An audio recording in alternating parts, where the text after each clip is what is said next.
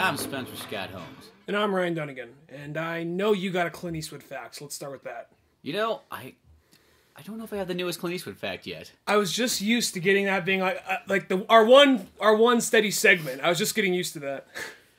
Yeah, it's like, let's see, when that book runs out. Yeah, when that book runs out, I'll have to find some other actor to get facts of. Started just like saying like most unimportant shit. Well, Clint Eastwood, he likes purple. It's his favorite color? No. It's not his favorite color, but he likes purple. Clint Eastwood fact of the day. There you go. There we go. There's a fact. You know, who knows what color his favorite is? I'm gonna go with. I don't know. Here we go. I can brown. say this. When Clint Eastwood was mayor, though, he'd have these kind of big parties to invite people over, like Arnold Schwarzenegger, Maria Shriver, Jimmy Stewart, and whatever his wife's name is, Clark Gable, Lucille Ball. Oh, okay. Bunch of people and stuff. So to bring like more people. Well, it brought a lot of tourism into up the businesses because everybody's like, I'm gonna catch a glimpse of Clint Eastwood out on patrol. He just like patrols the town like on a horse in his dirty hairy outfit, serving ice cream to children. Yeah. Boy, you can eat that ice cream. You eat it proud. If anything bad happens to a kid in that town, like his parents just got caught in like a burning building and died, he just goes up to him like, "Here's an ice cream." Oh, Clint Eastwood ice cream for everybody. Here's actually a funny Clint Eastwood thing. Is the guy that one of the guys that was in charge before, I don't know if it's the exact mayor, it might have been the mayor himself, but when that guy wanted to expand his house, he made sure that guy wasn't able to expand his house because he couldn't, because Clint Eastwood couldn't expand his Hog Breath Inn restaurant, so he didn't let this guy expand on his house, and everybody backed him up on it too. That is like, if that's an irony, I don't know what it is. That's amazing revenge. That is like the perfect kind of revenge right there. I know. You want to expand? Well, guess what?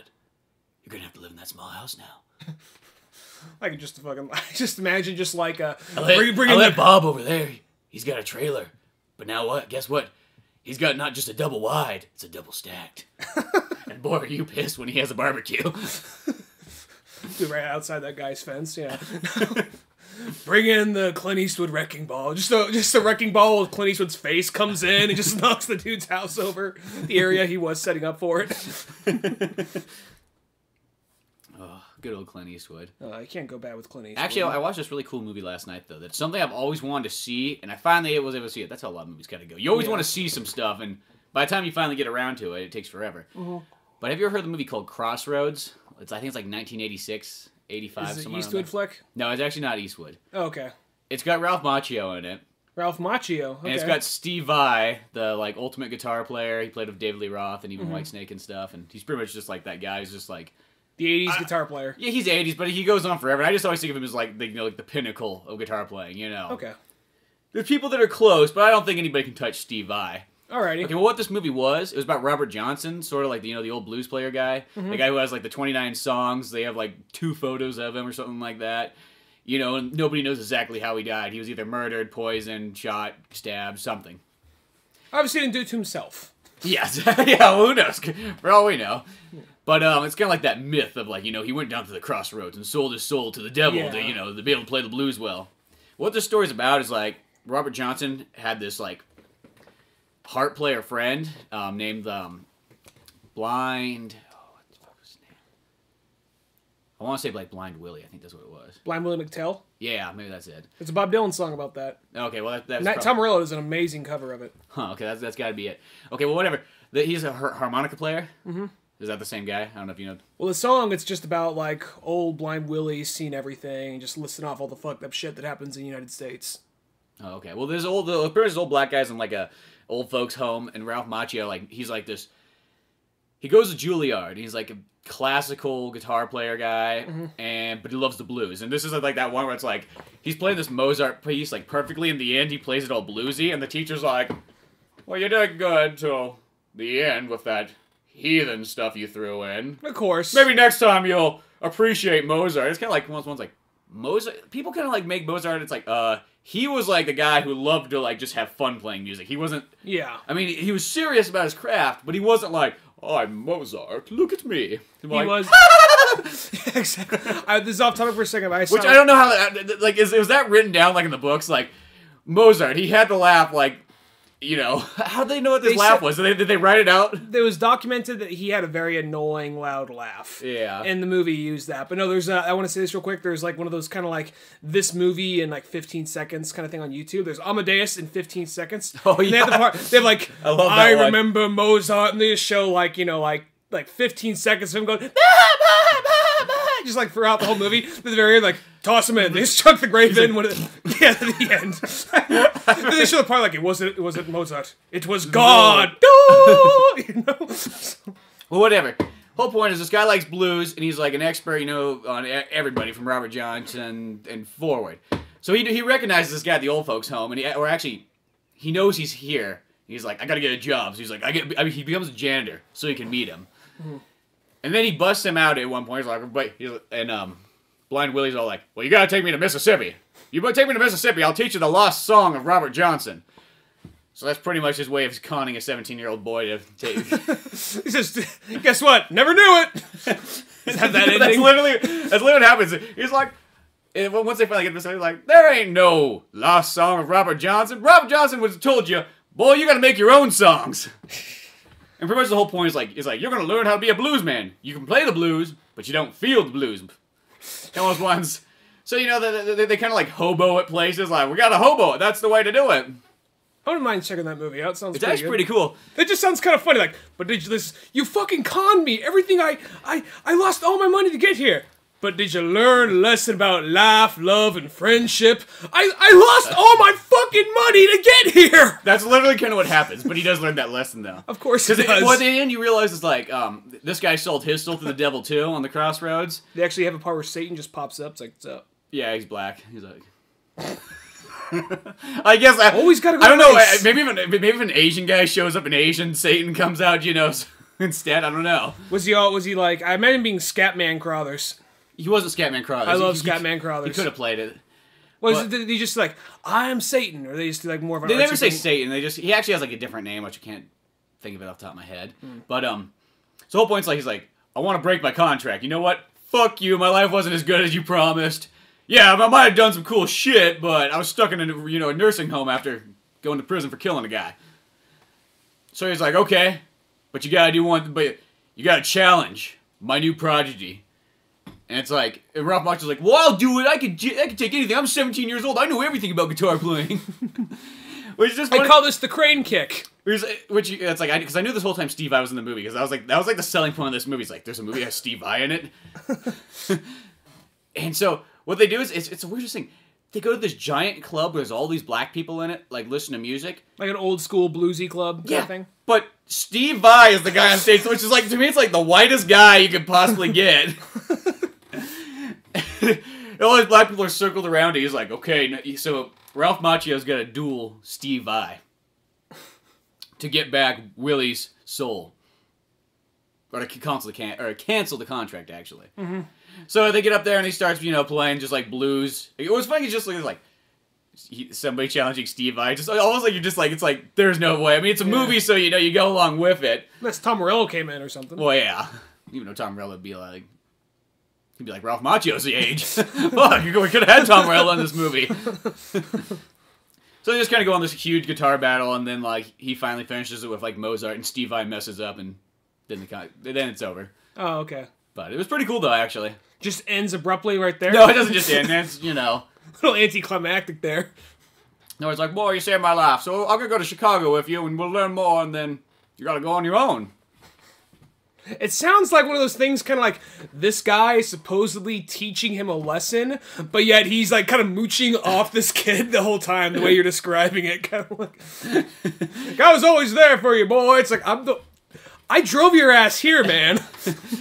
Practically. At one point, like, they went and stole a car, stole a guy's wallet, and Rob Macchio's like, whoa, man, I'm from New York. I go to fucking Juilliard. I can't be doing this. He's like, well, call your mama, boy. You want to be a blues man? Take this gun. Shoot that puppy. You don't feel the blues after that, you won't feel nothing at all, man. And then they find like some hobo chick along the way too, and then like Ralph Macchio bangs her, and then she leaves. And is she like a real hobo chick, or actually like a Hollywood, actually good looking hobo chick? Yeah, she's like Hollywood 17-year-old good looking hobo chick. Okay. And the blues band's like, See, we'll get way more, like, car fare for that. She's got legs. I don't know why he's talking like 1930s guy now. Yeah, it's the old blues man voice. Old blues man voice. They're that far. They're not that far off. Just how deep it goes, yeah. And how much, like, kind of like swag you throw into it. That word's almost a curse word now. Swag? Because apparently, I hear about, I just overhear it, but like, I listen to Hollywood Babylon, they mention it every so often, and apparently Justin Bieber, that's his whole thing, like, swag, man! He has a whole song about swag, so now people use that as a Bieber term, so it's like, oh, fuck. Swag also, like, it means, like, free shit that's it really means, kind like, of free useless. shit. That's, like, one of its terms. It has, like, a lot of, like... It's kind of like swag. Okay, so now, but people are like, oh, swag, Justin Bieber. It's like, oh, fuck. Oh, that's gay. Fucking Justin Bieber ruining shit. One of the bad things Canada gave us. I mean, Canada also gave us Rush and Jim Carrey. They gave us more of that. I'm drawing a blank right now. Michael J. Fox, yeah. They gave us Rush. Let's skip Celine Dion. But yeah, who else did they give us? It was really cool. There are a lot of good things. There's a lot of really good bands. Maple Syrup, but you know. There's a lot of really good actors, but I can't. I feel bad before they turn very American. It feels like once they come to America, you almost forget that they're Canadian. Mm-hmm. Isn't Michael Douglas Canadian? He might be. Yeah. You also got Michael Cera. Yeah, Michael Cera. He's. You can have like Michael Cera. You could almost everything he says kind of ends in a question. Really, he could be saying something. I'm Michael Cera. You're always getting confused. Yeah. Granted, I do want to see that This is the End movie, but yeah. Or is it and he actually showed he has some skill in Scott Pilgrim vs. the World. Yeah, so. That was the one movie that kind of was like, okay, he's no Scott Pilgrim, but he is trying his hardest. Like, that guy is acting at 100%, full power. Mm-hmm. Full steam ahead! Yeah, so... Pretty much let's jump to the main point here. Yeah. Iron Man 3. Iron Man 3? Oh, okay, I was going to jump We just saw that. We'll get to that. Okay. But we went and saw Iron Man 3, and what'd you think? Here's the thing. I thought it was alright. It was better than Iron Man 2. The thing with it is, if you strip it down to just the story and the action, it's pretty good. But it's at this point, it is literally an action comedy. They don't say it is. They don't advertise it is. If you look it up, it says action. But it's a full-on action comedy. And the thing is, it's kind of like the comedy in it. There are moments where the comedy is actually good, but it's just so much of it. And I guess it's one of those things. I understand that's what this franchise is, that's what this series is, but at the same time... That's who Robert Downey Jr. is nowadays. But at the same time, though, it just seems kind of like you're taking something... I mean, okay, you're taking a serious book and turning it into like a wacky adventure almost. Maybe not wacky, but... Well, there's some parts... The thing is, it feels just off balance, because you will have, like, a very, like, comedic scene. And it's, like, very serious. Something very serious. And as soon as that serious thing is over, something funny again. And it's not like a good, like, combo like a Quentin Tarantino movie where, like, the serious and the funny, like, molds very well. Mm-hmm. It's more like where it just kind of goes from being like, this is serious, to, like, there's Robert Downey Jr. cracking jokes at a 10-year-old boy. I'll be honest, the stuff with the kid, all the stuff with the kid did not bother me because I thought it was placed in a certain way. Mm-hmm. None of the stuff with the kid really annoyed me because he was actually, I thought that dialogue was actually pretty good. It's more of when it got to things kind of like, for instance, the biggest thing is the Mandarin. They changed them for this movie. First off, the Mandarin, I don't really read Iron Man, but what he is, he's a guy that he was Chinese. He came across like a crashed alien ship. And it was more or less, he got this alien's technology, but it was almost like magic to everybody else. And he mastered it. That was what the Mandarin is. He has 10 rings on his fingers to help control it or something. Now, and this one, he's a terrorist. This one, he's kind of like a Bin Laden. And he's Man Laden. Yeah, he's Man Laden. Good way of looking at it. But he's actually, and it actually works for the movie. Even though that's different, even though you could go with something like a toned down kind of alien thing, because we already had Avengers, why not? But yeah, it's not like... It's not, to me, maybe for the Iron Man franchise, it might be a little much, but for the just the overall Marvel universe, it's not. Because he just fought, and they even mentioned Avengers and Thor like several times. Yeah. And like Bruce Banner makes a cameo in a post-credit scene, which is kind of a letdown. But because all it is because usually the post-credit scenes usually end up implying what the next movie's going to be, or give you a little like sneak peek at something, or like a new character or something like that. Yeah, and all it was just Tony Stark, because he narrates the movie, and it shows he was on a therapy couch with Bruce Banner, and they just had kind of like a little bit of a comedic back and forth, which was like, this is what I waited for. God damn it, you know. So what they need to throw at the end is they just need to throw like Iron Man is sparring with the Hulk. It's just the very end. It's like you don't really question why they're doing it. We'll just say they're training, but it's just something really badass, and like it doesn't have to be very long. It'll be like a minute long of just one badass like fight scene. That's fucking it. Or it could just be kind of like, all right, yeah, I really let's let some steam out or something like that. Yeah, something like that. Just sort of funny, but you just get a really cool action scene. Doesn't have to make any sense. Just And I'll say the stuff with the kid, it wasn't out of place, and it was kind of funny because he was being a condescending dick to the kid, but at the same time being really cool to the kid. Yeah. And I actually everything with the kid, ironically, sometimes I'm like, oh fuck, they're bringing a kid into it. Yeah, it's supposed to be like the relatable like Johnny. It's supposed to be like, hey Billy in the audience, remember when your dad left 6 years ago to go get lotto tickets and he never came home, and your mom's an alcoholic, but you really liked Iron Man? Well, guess what? He showed up at your house. You can relate. Except for in your world, Iron Man doesn't exist. He's just on the movie screen. Take what you can get.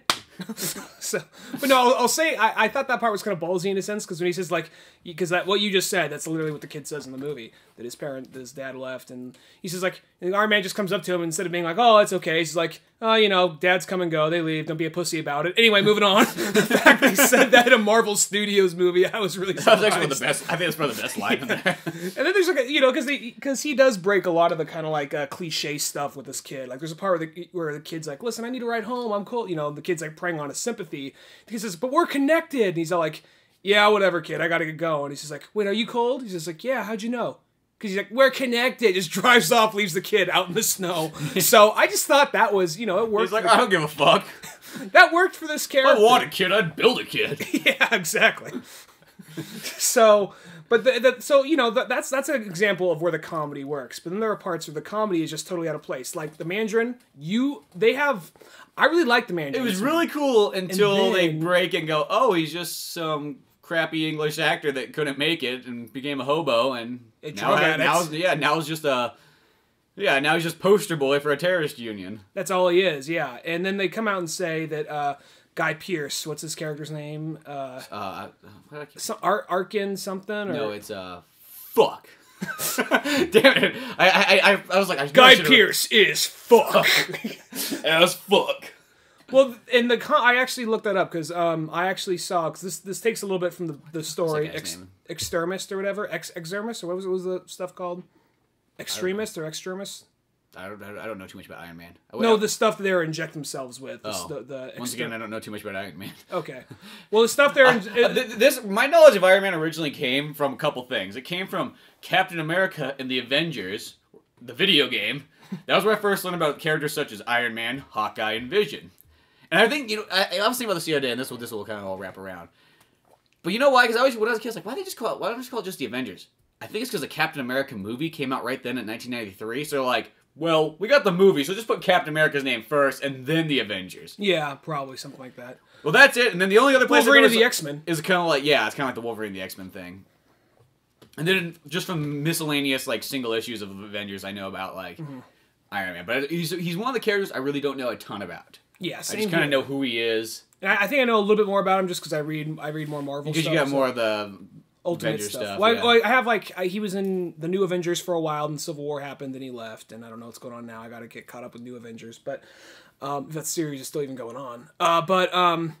Pretty much they're injecting themselves with this stuff. It's kind of like a knockoff of the super soldier serum from Captain America, and it makes it so that you're breathing fire, you're super strong, you can regenerate lost limbs. But the thing is, usually people die from it. They end up getting overdosing in a sense, and then they burn and explode.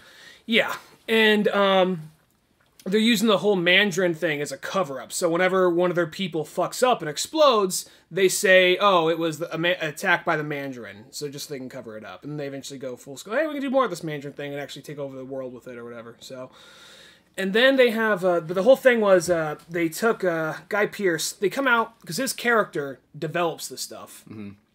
And AIM is actually in the comic books. Yeah. They, what was I going to say?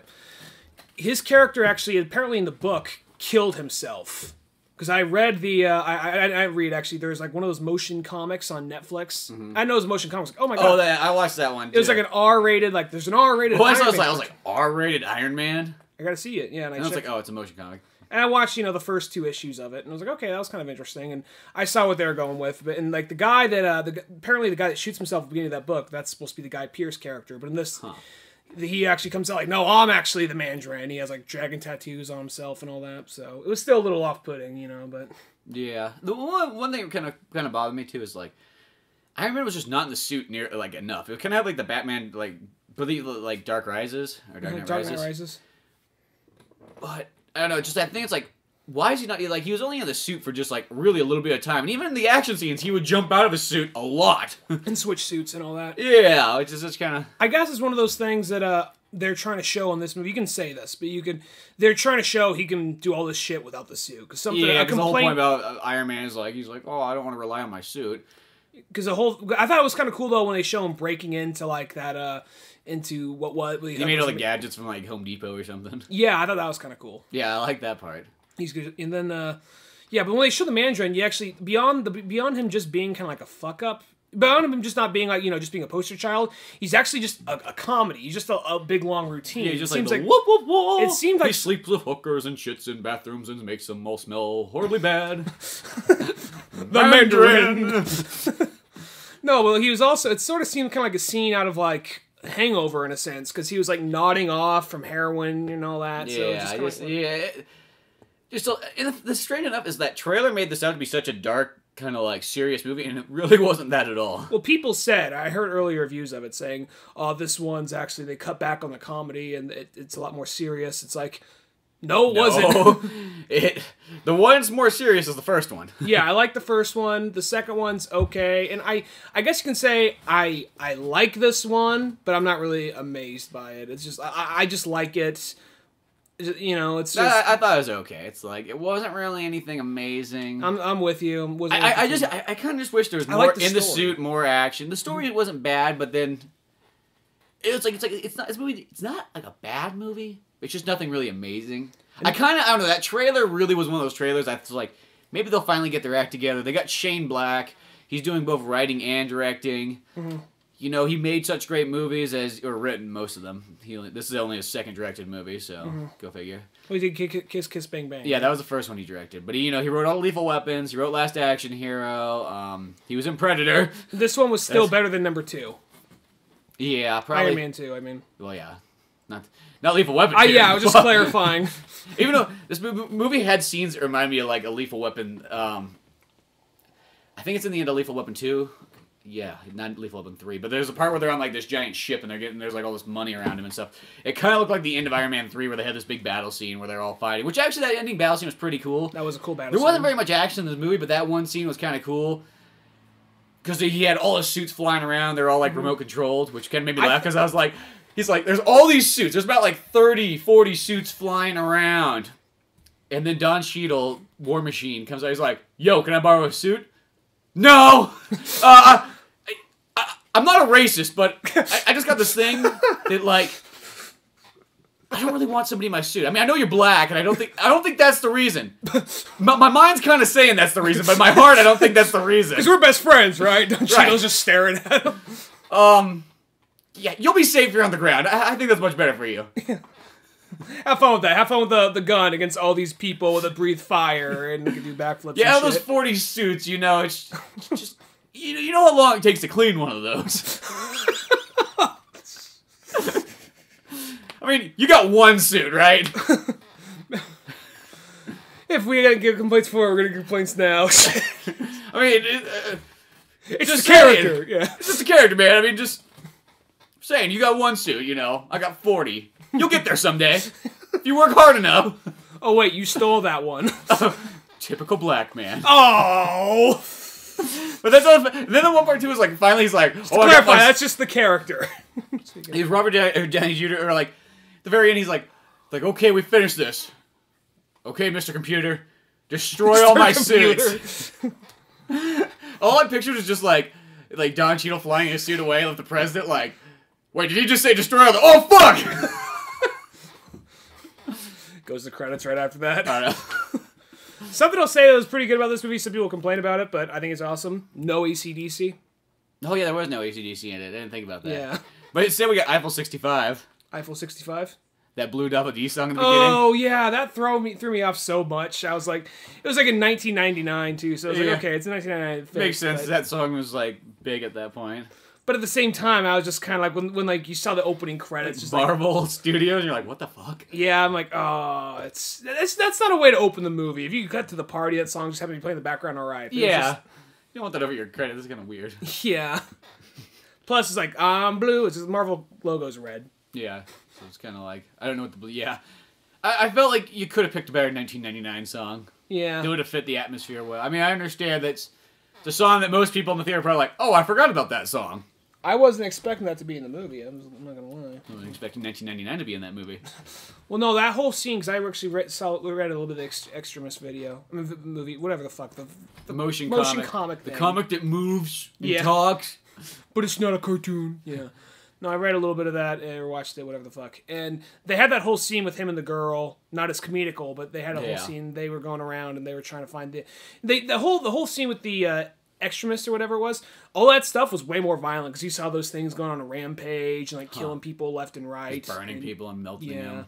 Yeah, and I think something they tried to do because I looked at like Wikipedia before seeing the movie, and it said like, oh, all these characters are in this movie, and I could only really pick out, okay, that's Mandarin. There's the guy who I guess is really the Mandarin in this film or whatever, and then I'm assuming there's the right hand man of the Mandarin who's following him the whole time. I think that's probably the main guy from the extremist story. Huh? You know what I'm talking about, the right hand man. Yeah, I remember that. Well, I think that all the other characters were generally just kind of like, okay, just plug these names onto these people right here, these people with these powers, and just say they're supervillains. Because there's apparently a bunch of other characters that were supposed to be in the... Well, because I thought, like... Unless Wikipedia lied again. So. Oh, I remember people were like announcing, it's like, oh, it's going to have like 3 big villains in it and stuff like that. And I was like, oh, okay, that's cool. Mm-hmm. And then I was just kind of like, oh. Technically one. Technically one, because they're kind of all formed together. Yeah. But it was whatever. I mean, it was enjoyable. I think it's worth seeing. But beyond that, I mean, it's just kind of a... Yeah. I guess it also just comes from, like there was a good list of movies prior each week. They were, like, extremely good movies. So once you start seeing a bunch of really good movies, then you see, like, an okay movie. It's kind of like, oh, well. Well, the comedy in the movie, it wasn't like the comedy was, like, horrible. It was just... No, I mean, there are some parts where it's like, okay, cut back a little bit because this is where it's getting a little... Because when you start throwing too much comedy, then it becomes kind of slapsticky, sort of. Yeah. Even without even having a slapstick gag. Just because it doesn't feel right. But most of the comedy... Well, some of the comedy in there was kind of funny. I did enjoy some of it. But lots of it I thought was kind of just unnecessary. And some of the back and forth between, like... Happy and Tony, I thought was kind of good. Yeah. Like, some of that stuff, even because, he's no longer his bodyguard and just some of the bullshit they were talking back and forth. Like, some of that stuff was good. Jon Favreau, it was just like... Jon Favreau, you're not directing it anymore, so we're just gonna take you out of the picture. Can I be in the movie, like, the whole time? No, you'll be in the beginning and a little bit at the end. Yeah. Didn't he, like, lose an arm? I don't think he did. I thought he was... Maybe he did, yeah. I just know that, like, he just kind of got in the explosion and then was in the hospital through the entire movie. Which at least it kind of gave him a part, because Iron Man 1, he directed Iron Man 1, but even though he was in Iron Man 1, he had like 1, maybe 2 lines. Yeah. In Iron Man 2, he was kind of there, here and there. He actually played just probably... He actually, in the first half an hour, he actually had a pretty good, And he actually kind of helped point out, like, to Tony some of the stuff that was going on, and kind of gave him, like, the first clue. And when he was, like, solving the crime and doing all the clue stuff, I thought that was pretty cool. With the hologram, it was kind of, like, very Batman-ish, that whole part. It had some cool detective stuff in it. It's like, it had good stuff in it. I think just...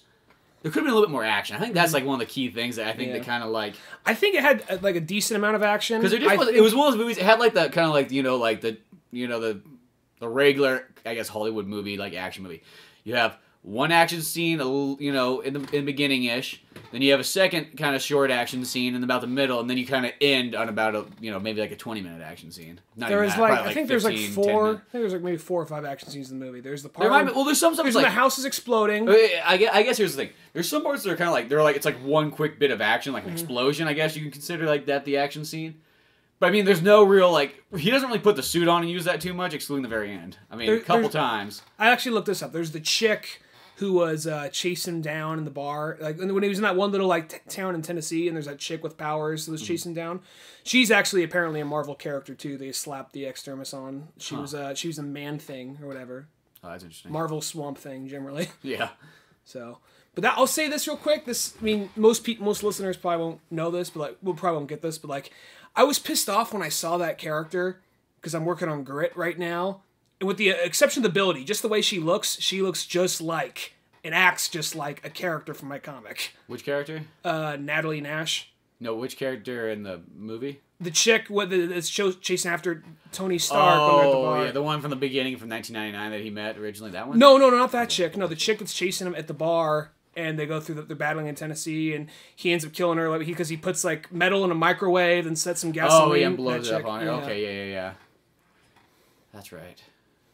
I guess I can see the similarities in that. Yeah. Maybe not a ton, but a little bit. She didn't have like the abilities, but just kind of like personal. If you just throw glasses on her, generally that's just how she looks. Yeah. And same personality, I'm like motherfucker, man. Somebody's always gonna beat you to it. That's just kind of how it works. I don't know why. Exactly, but whatever. I ain't gonna lose any sleep over. People probably won't even notice it. Unless you're like those fuckers sitting in front of us. Oh, those fuckers sitting in front of us. No, all right. That was one. And we chose to respectively not go at like the 9 o'clock showing, because I'm like, you know what? It's just gonna be a bunch of assholes showing up for Iron Man that don't give a flying fuck about superheroes. They just show up because they're like, hey, movie! I got a couple beers. Let's go watch some shit. Bro down. It looked like he had a lot of trouble stringing that sentence together. That's why I always picture those kind of guys, because they never seem to like talk. Give me a minute. The cog is starting Iron Man boost. Those midnight showings, like they used to be something where like fans that would go to them, for like Star Wars or whatever. And now they become kind of like, it's like the hip, like kind of regular folk thing to do. It's like, oh, it's a midnight show. Regular folk. The simpletons, to put it well, elegantly. I'm saying the people that they don't really care. They're just like, oh, Iron Man, that was an interesting movie. Yeah. My friend Marissa and Billy are going. I have to go. I have to show myself there. Yeah. Well, no, yeah, the guys sitting in front of us, though, those guys... It was literally, like, the horrible stereotypes of, like, the worst nerds you could possibly think of. Now, I'm not going to judge anybody for, like, okay, you like Warhammer, or you like D&D, whatever, I don't give a shit. Even if I don't really care about any of that stuff. I hate the people that are just so kind of, like, condescending and kind of roll their eyes at anything... not anything, but everything. Yeah, not anything, everything. Yeah. No, especially when you're, like, fat and the other one's hunchbacked, and you just are, like... You're looking, like, as nerdy as you fucking can be, You're 30-something years old, you probably barely have a job. Your mom probably gave you $7.50 just to get the fuck out of the house for 3 hours. She probably dropped you off, gonna come pick you back up again, take you out for ice cream. Because at the beginning of every trailer... These guys... Just the fact, and they do the thing, too, where they sit, like, one seat away from each other, and I know that's kind of like the Seinfeld thing. You don't sit next to another man in a movie theater. It's weird. But if you're going to be saying comments, don't ever fucking sit one seat away, or else you have to, like, talk twice as loud. And they're sitting there, it's like, they see, like, Fast and Furious guys, like, what fucking gay? Can you believe this? Can you believe it? He's, like, shaking his head, puts his hands up, and the other guy... Turning to the other guy, I could never really tell what the other guy was saying. He would just kind of, like, agree with the one. No, what happened is you would see, like, I'm just going to give you kind of like the silhouette of it. Movie playing, these two guys sit in front. What pissed me off, too, is just kind of like there's a bunch of free seats. They sit directly in front of us. It's like, and before they were walking, we had I'll move my feet down, but I like having my feet up on the seat if there's nobody there. You know what I mean? There's like a whole row of empty seats. The movie was sort of crowded, but it wasn't that crowded. That whole row was empty with the exception of those guys, though. That was like, motherfuckers, man, But anyway, so... You see a silhouette. You see the movie playing. Silhouette of these guys. Any trailer would play.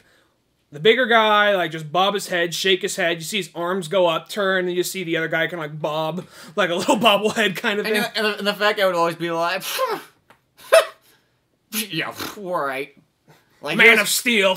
Yeah, he was shitting on Man of Steel. He was shitting on Fast 5, Star Trek, Hunger Games 2. Which I don't really give a shit. I've never seen Hunger Games, but still, it doesn't look like it's the trailer. It doesn't look like something I'm gonna go out and see like right away, but it doesn't look enough you can shit on it. Let's just say that. Yeah.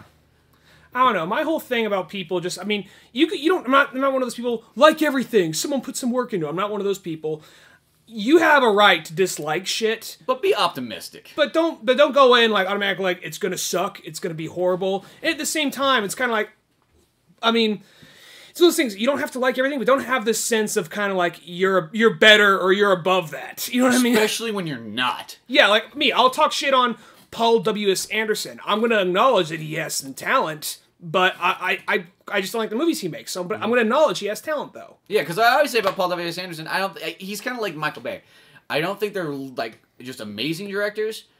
But when you sit back and you look at a lot of their movies, you go, you know, a lot of those movies actually aren't that bad of movies. They're actually pretty good ones, you know. Are they amazing? No. Are they, you know, they're no Quentin Tarantino flick. They're no Robert Rodriguez flick. But they're not, like, god-awful, you know what I mean? Like, shame rack movies. You know, maybe a couple might be, but... Yeah. I mean, the one Michael Bay movie that I thought was just totally awesome was Pain and Gain. Well, yeah, Pain and Gain was fucking amazing. I recommend that. Somebody was going to the movie theater and like, oh, I'm going to buy Iron Man 3 tickets for the night. I was like, no, you go see Pain and Gain. Iron Man 3, it's worth seeing, but you see Pain and Gain. If you haven't seen that yet, what the fuck are you doing? Well, it's kind of a date night. Perfect. She might like Tom Cruise. Oblivion would be good. Yeah, well, women don't like Tom Cruise, remember? Oh, let's switch us off. It's so hard to find a woman that likes Tom Cruise nowadays. I don't know why that is. It feels like Tom Cruise, he lives off his like male audience members. Yeah. Which sounds kind of weird when you say it. It's sort of like how Brad Pitt is, too. Brad Pitt lives off his male audience members, too. Like, women don't really support Brad anymore. No, they don't. Yeah, it's kind of one of those things. Like, as soon as, like, they turn, it seems like as soon as they get out of their mid-30s and, like, late 30s and early 40s, that's when they seem like, fuck them. Yeah, well, yeah, women just seem to, like, yeah, once men kind of get slightly older, that's when they, and then strange enough, men just start to go like, oh yeah, Brad Pitt, fucking Brad Pitt! Yeah. Well, I remember before, because like, it was like, you know, like Leonardo DiCaprio. I mean, well, I think women he's another perfect example, too. I think women still are fine with him, but it was like one of those things, I think most guys, they kind of hate these good-looking heartthrob guys. Like, at first, like, Brad Pitt, I didn't hate him, but I wasn't blown away by him, but the more I watched his movies, I realized how good he was. It's kind of like, you know, the older they get, the better acting the better the acting they get, the more manly they get. And I usually liked his movies he chooses, Brad Pitt. Most of the movie, it's not like one of those things. He is a good actor, but it's like he's such a good actor. I got to see it. I just mainly like most of the movies he chooses. I usually like, and we have similar tastes in that. I think he's just an amazing actor. Yeah, he's an amazing actor at the same time. I'm like, it's like one of those things, kind of like, you know, Ashton Kutcher. I don't like him, but I'm not like, Ashton Kutcher's in it? I'm not fucking seeing it. Like, no, I just think he picks bad movies most of the time. Yeah, well, I think he just likes to take the easy route, I always feel. Yeah, but we're not gonna stop that. I mean, once again, you gotta have that optimism. If that's what he wants to do, let him fucking do it. Yeah, I'm not gonna, like, if he's in a movie that I want to see, I'm not gonna, like, be scared away just because he's in it. I'm like, oh, well, he's in it, but whatever, we'll see what happens. But no, but it's like, just that thing, like, at least don't just go in there like you're above this and just, like, be shitting everything. Because the Man of Steel trailer, that trailer looks fucking awesome. Well, they do. It's like, it's not like we were, you know, you're an old man and we're in here watching Lincoln. You know what I mean? Like a real sophisticated person's movie. You came to fucking see Iron Man 3. Yeah. These pretty much almost all these trailers are going to be for those movies are probably going to be way better than Iron Man 3. I mean, I haven't seen them yet, but I'm just having faith in them. So if you're going to talk shit on these trailers, and you come to Iron Man, and they look like they were kind of enjoying Iron Man 3. I mean, I know like that one kid at the very end, he's like, fucking biggest 2-hour waste of my time. That last 20 minutes sucked my dick. Yeah. And the fact it was literally that. I was like, Billy, don't make it like New York again. I don't know what they're saying, but they started going off this like straight. He's like, at least you gotta meet a nice Korean boy, which I was like, I don't know what the fuck's going on. Remember when we tied him up? Because he had a Star Wars Episode 1 t-shirt on? He said he was hungry, so then you unzipped your pants and that kid's going home now thinking the Hunchback of Notre Dame just raped his face.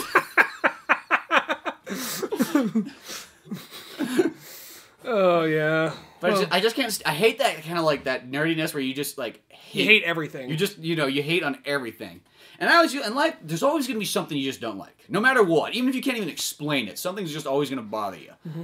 You know, I always think everybody's got that actor they don't like. Everybody's got that one movie they don't like, or that one something that they don't care for, a band they don't like. Mm-hmm. Whether or not they're talented or not, like they just don't like them. Mm-hmm. But just to like be that person just hates just like every fucking thing, and then you got nothing to prove it under your belt.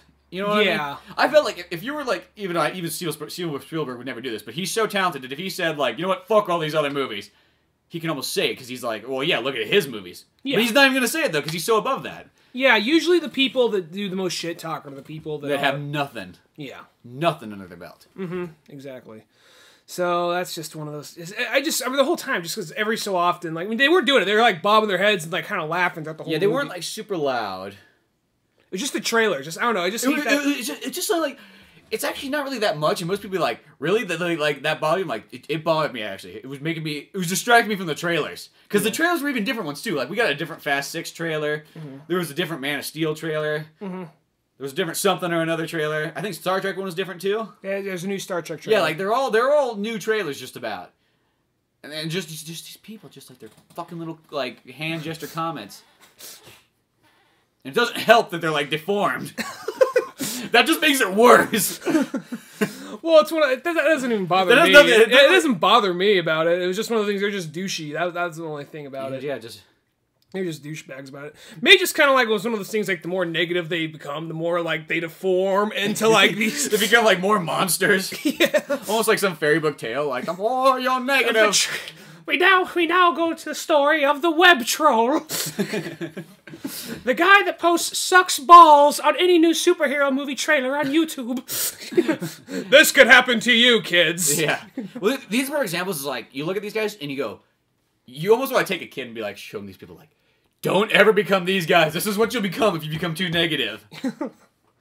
I think this is what a lot of people, the thing that was just pissed me off is like, you guys are like, because, you know, I think before we were talking about like, how people, like, comic book fans have a bad reputation for being like, oh my god, blah, blah, blah, blah. You know, just like, yeah, we're not like that. These two guys sit down and just like, you know, start rolling their eyes and bobbing their heads for every fucking trailer. And it's one of those ones, I feel like it's a really easy path to go down that road of like, you hate everything. It doesn't take much. You almost gotta be careful because sometimes you can fall down that road a little bit and then you start like, you see the crossroads. You see a couple wrong things in a movie, and for some reason that will ruin the whole movie for you. Yeah. You gotta be careful of those things, because I feel it's really easy to fall in that path. It's really much of like a Jedi Sith kind of thing going on. It really is, you know what I mean? Because sometimes, you know, like, I was in a movie like Thor, like, really what like, the first time I watched it, I was like so bothered by about 5 or 6 lines, I was like, fuck this movie. They're ruining Thor's good name. But then you look... And then I watched it again, I was like, you know what really bothered me? It was about 5 lines, which equaled out to about, like, less than, like, 3 minutes, probably. That's really what bothered me. You kind of notice when you said "fuck that movie," you were starting to get a little bit of a hunch. But after you said, "You know, it's not that bad," it just like went away. Oh, stretched it out. Yeah, exactly. And that's the thing. You learned early on. I learned, you know. I feel like you have to go down the wrong way just to see what it is, just to come back and have the greater knowledge. And share that knowledge. Mm-hmm. Like Iggy Pop would share that knowledge. Iggy Pop. Think good segue in our next thing. I guess I will try and make this quick because you didn't hear it, so I guess I didn't get here. I'll just assume. Well, you heard a little bit of. Well, we saw a list through the car, but you know that it's a Jeep, so was it's loud. Like the wind is like. You know, what's funny because you park and then it's like, oh, I can clearly hear everything, but if not, just like. The Jeep is seriously the most kind of like I like. Don't get me wrong, I like it, but it's not very like. It's like all right, the same model we've had since the 1940s. Keep it. Yeah, exactly. Well, a Jeep, strange enough, too, it almost looks like you would buy it at the store in a box and you'd go home and make it. Like a box of Legos, kind of, yeah. You know, like kind of like you're putting it together, yeah, like Legos or a DVD rack or like... Yeah, because we went to go see Jane Silent Bob's Super Groovy cartoon movie. I bought, like, you know, it's in Sacramento, so we had kind of a drive. Yeah. And the thing to plug in the MP3 player doesn't work, so I brought some CDs. While we were there, I bought a few CDs. There's this cool store called The Beat in Sacramento. Yeah, and... While the way there, even though we listened to all these CDs at least twice through, yeah, we could not hear a fucking thing. Now you hear it every once in a while, like, oh, there's something kind of cool. Oh, it's quiet again. Yeah. Well, we're listening to that one Rise Against one. Like, I thought the CD was like, what the fuck's wrong with this song? I can't hear. Oh, it's acoustic. Yeah. No wonder I couldn't hear anything. It was that like Swing Life Away song. Yeah. So God forbid an acoustic guitar starts to play. No. Well, I was watching, like the numbers are going up. Yeah. Why is nothing playing? Another thing about Jeeps is you know, I mean, because right now I'm not gonna lie, I drive a little Subaru Outback, and yeah, it's kind of lame, but it gets the thing you about from Subarus, though, it's like, as lame as you can always say they are, it's like one of those ones, like, they have fantastic handling. They get pretty darn good gas mileage for what they are. You know, they're comfortable to ride in. They are. It's all those pretty darn silent. They are, but it's just one of those things. Like Jeep, I mean, I'm not gonna lie. I've gotten a lot more like several of my girlfriends, not like girlfriends, but friends that are girls. They're like, oh, Ryan, you're moving up in the world. Yeah, they just saw a Jeep, like, you drive a Jeep? That's really cool. You know, they still got turned out where before it's like my suit where I drive in like a Subaru Outback, like, oh, hey, Ryan, how's it going? But it's like pulling a Jeep, hey, what's up? You know, and I noticed something because right now my Subaru's having trouble, so I'm just borrowing this Jeep for the time being. And, I noticed something, like, sometimes, like, I guess some cars do this. I know Corvette drivers do this, but, like, you'll be driving. If you pass another Jeep, they'll usually wave at you. Yeah, like, motorcycle riders do it, Corvettes do it. I think Special cars do it. Somebody said, like, oh, yeah, there's the secret wave. It's like, it's not a secret wave. It's just a wave, you know? So I'm just kind of wondering, like, what if each car had its own individual Like, kind of, like, secret wave? Yeah, like, what if one person does, like, you know, the rock and roll? Like, let's say, you know, like, I don't know, Honda Civics start doing, like, devil horns or something like that. I don't know. That's even I feel like that's, like any Chevy SS car would do, maybe. Yeah. I said the first thing that came to mind. All right, Honda Civic. Here's the Honda Civic. Maybe just, like... The Prius got, like, you know, their, like, little queen wave, like you said. Yeah. The Civic starts doing, like, they start making, like, a blowjob motion to their face. Like, ah! Fuck my life! That's what you're gonna do. I drive a Honda Civic. All you need to do is have, like, two people, like, one Civic has to drive past another Civic and start making that motion at them. Like, what the fuck was that? All it has to take is just one more car to drive by, one more Civic to do that exact same thing. It becomes a trend. And all the Civics are like, well, other Civic drivers are doing it. I don't want to feel left out. Like, oh. You don't do it, you get dirty looks. You get kicked out of the club. They write down your license. They come down to find you. Yeah. Well, it's like motorcycle riders. They all have like kind of like they have more than just like waves. They have like secret motions that tell you like what's coming up. Yeah, I don't know them all off the top of my head, but I just remember like if you ever see a motorcycle rider like tap their helmet, that means there's a cop up ahead. Mm-hmm. You know, and then you got other things probably like you know there's like shit in the road or something. Be careful. Yeah, I can see that. They got more hand movements for and all that. Yeah. Anyway, so get on the main topic though. So Jeeps, they're noisy. They're fun to drive, but they're noisy. They're so noisy that it blocks out Iggy Pop. Yeah, which I got a chance to listen to it a couple of times through, and he has a new album out. And this isn't just an Iggy Pop album. Isn't it an Iggy and the Stooges? It's an Iggy and the Stooges album. I'm guessing this album came out probably like a few months ago, maybe a month ago. I didn't know anything about it. I just saw it right at the store. It's right in the front, like the new like releases. Yeah, I'm guessing this is fairly new, and it's pretty good. It's kind of it sounds a lot like what's it called? It's called Ready to Die. It has a picture of Iggy Pop with his shirt off. This sounds like an album he released when he was like 88 years old or something. Yeah. Is he? Maybe he's 88 by this. No, he's probably like 60 something. 60, 70. Yeah, 60. The picture is of him with his arms behind his back. He has no shirt on, of course, and he's like strapped with dynamite, and he's in a crosshair of like a sniper rifle. Yeah. And he's all in like everything's painted white except the crosshair. Anyway, so and it's a pretty good album. It sounds kind of like here's the thing. My favorite Iggy stuff is stuff that comes from let's say the probably the 70s when he's doing Iggy and the Stooges and all that. Stooges stuff. And at some points he went back and played some with the Stooges, did tours with them, and there's that album like Skull Ring. It's Iggy Pop, but the thing is, he's singing every song, and then like it's either like the Stooges sing on most of the songs, or like play on most of the songs with them, but every so often, like okay, here's 2 songs by Green Day, here's a song by Sum 41, here's the chick from Peaches. Wait, is Iggy playing with them? Iggy's playing with them. Oh, that's kind of cool. On Skull Rings, the whole thing is Skull Rings. It's an Iggy Pop album, and say like 75% of the songs the Stooges are playing with Iggy, but then somebody else be playing with them on other songs. Is it live or? No, it's an album. Huh. I have it. Yeah, I'll have to show you that one. I don't think I've listened to that one yet. Well, Iggy Pop, all his more recent music's been getting like a lot of shit on. Ever since the 90s, it seems people have been shitting on his music. Yeah, they've probably been shitting on Iggy for a long time, though. I bet you, like, he even in, like, his garage days, I can't imagine him being the most, like, crowd favorite. He's more like one of those kind of guys, like, I feel like people, like, there's people that look back on him and, like, go, like, man, that guy really, you know, did a lot. But I think just as time goes on, like, at the now period, nobody's really seeming to like him. Doesn't matter how old he is. I still love when they think back on him. Now here, I'm not going to say it's like his best album because is an Iggy Pop fan. I say this.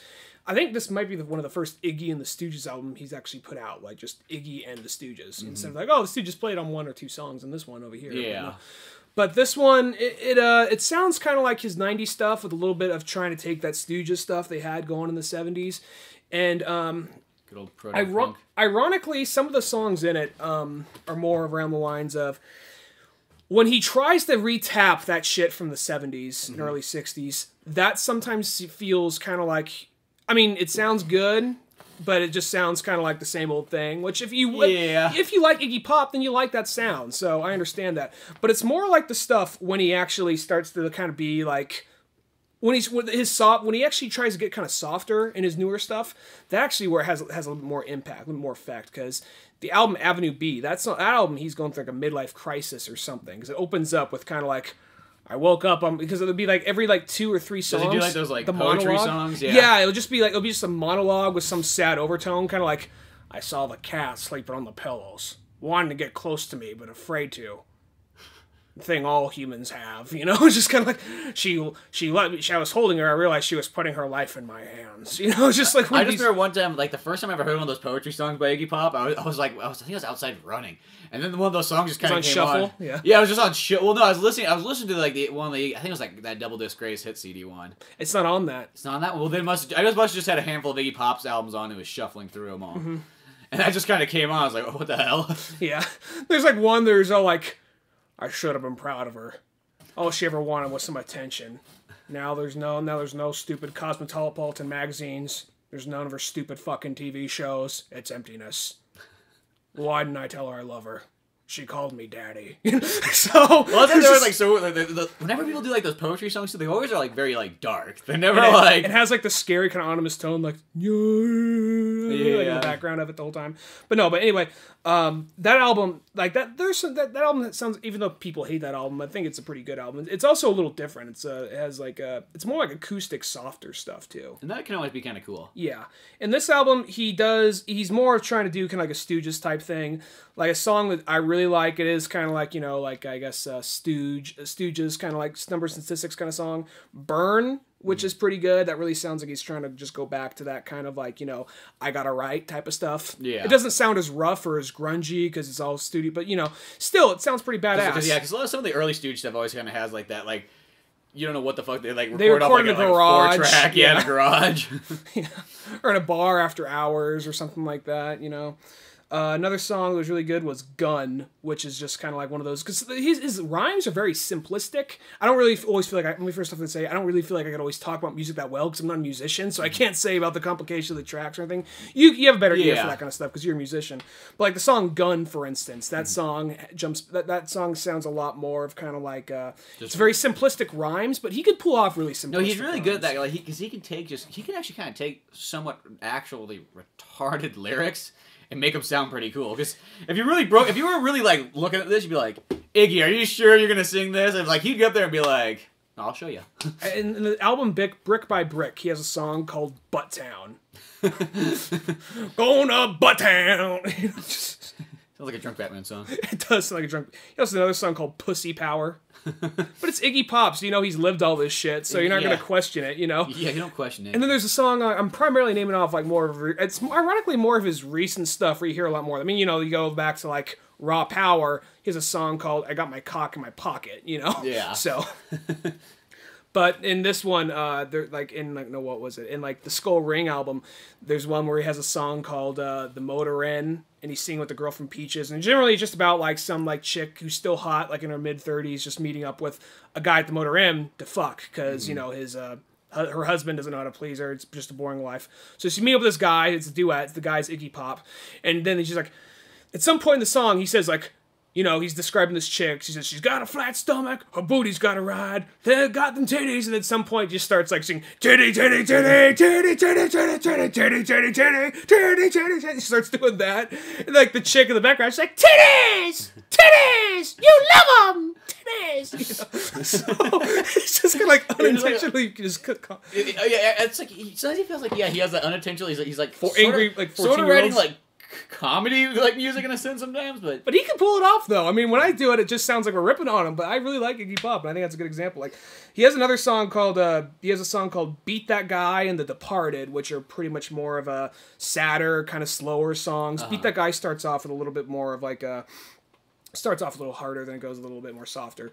But it's a pretty good album. I could just, you know. I'm not playing it, so I guess there's no real point continuing to like talk about it. But yeah, if you like Iggy Pop or you like the Stooges, I'll be honest. My favorite Iggy Pop album is probably, I mean, I'm not just including Stooges and whatever, because he's done a little bit of everything. He was doing a little bit of like, you know, new wave shit. He was doing a little bit of glam rock. You know. Yeah, he kind of like went around and. Well, it's kind of funny because you look at Lust for Life, that album, it looks like a senior portrait, yet everything, his albums before that, it all looks like, you know, he's all strung out, he looks like he's about to OD on something, you know. But no, probably Lust for Life, Raw Power, Funhouse, you know, and this new one, I mean, I don't think any of his 90s stuff and up is on my favorites of his, but they're still really good, and this is a good album. So if you like Iggy Pop, you like that kind of proto-punk type stuff, check it out. That's cool, always got like Iggy Pop. Yeah.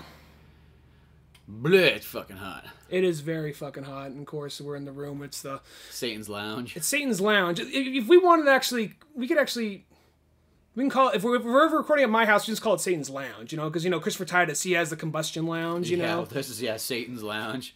Kevin Smith used to have Smod Castle, so yeah. Satan's Lounge. We're here at Satan's Lounge today. Yeah, and this nice, lovely 88-degree weather, which doesn't sound that bad, but kind of when you're sitting here. Well, it's one of those houses, this is the house that has the least amount of ventilation. So. And the most amount of sun hitting it. Yeah, so it's kind of like if it's the winter, it's the coldest room in the house. If it's summer, it's the hottest room in the house. No way around it. Yeah, you just get to live that way. We can turn on the fan, but it'd be irritating for you folks listening to this at home. So. Yeah, probably get bad crosswind. Well, till then, come by and check out oldmanorange.com, the place to find everything Old Man Orange and more. Till then, I'm Spencer Scott Holmes. I'm Ryan Dunigan. And we'll see you some other time.